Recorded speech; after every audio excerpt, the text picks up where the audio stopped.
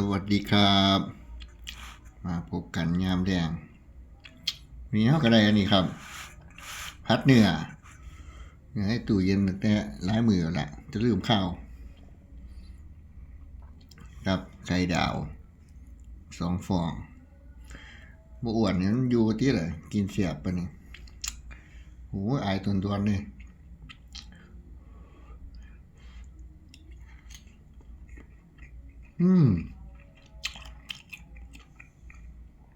เสียบคือเก่าไฟโทรศัพท์กระดับไฟน้อยปวดมาบอกจากโทรศัพท์เนาะเรามืดตั้งทีละมาครับกินข้าวแรงแล้วกัน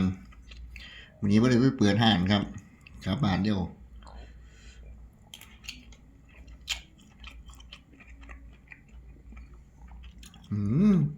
จะเสียบขนาด